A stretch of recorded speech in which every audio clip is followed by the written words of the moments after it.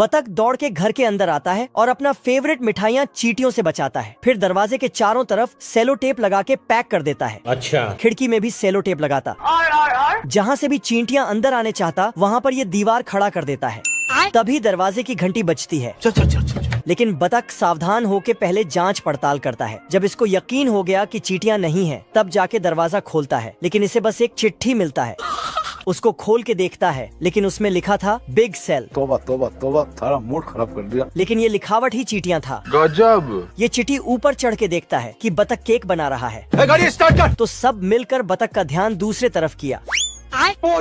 फिर सारी चींटियों ने मिलकर केक को उठा के भागने लगा। बतख देखता है। बाप रे। बतख उन सबको रोकता है, परंतु कोई हाथ नहीं आता। रुक जा। नहीं।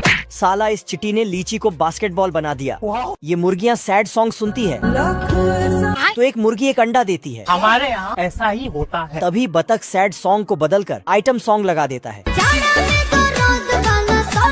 फिर तो मुर्गियाँ डांस करते हुए भर भर के अंडा देती है। इधर मुर्गियों का पति मुर्गा नाश्ता कर रहा था और साला बतख सभी अंडे को फटाफट उठा के बेचने का प्लानिंग कर रहा था। साले तू। तभी मुर्गा वहाँ हाजिर हो जाता है। मैंने कुछ नहीं किया। मुर्गा अंदर घुसता और अपने सभी पत्नियों को वहाँ से भगा देता है और बतख को भी। अब देख तू। बतख स्टाइल मार के दरवाजा खोलता है। बाप रे।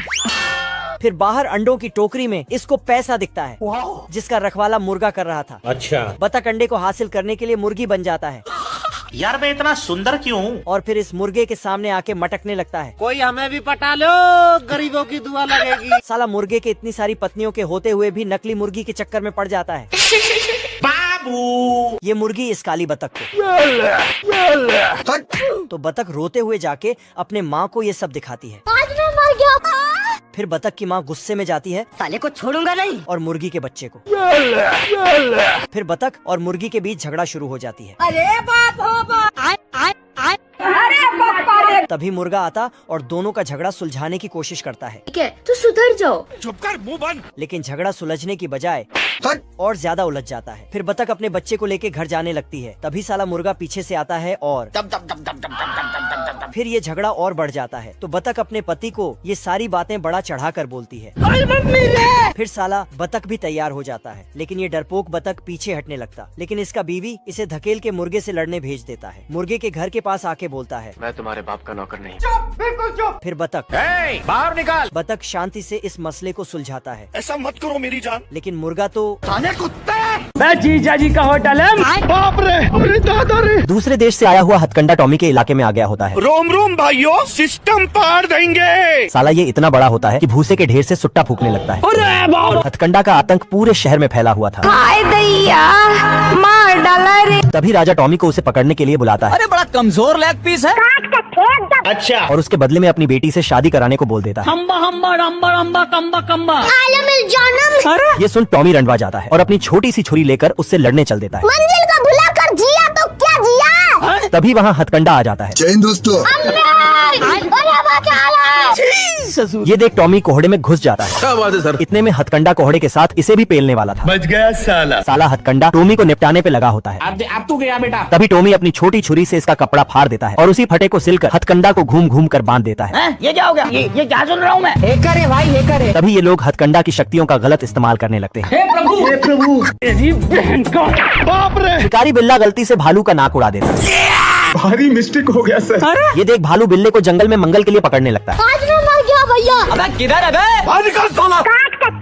तभी ये बांगड़ बिल्ला ऐसे ही चूहे का पीछा करने लगता है। क्या रे भिख मंगिया। चलो। और ठोकर लगते ही बिल्ला पानी में गिर जाता है। गया। तभी अंदर मंगरू इसे गुड मॉर्निंग बोलने आ जाता है। रोम रोम भाइयों। ये क्या हो गया?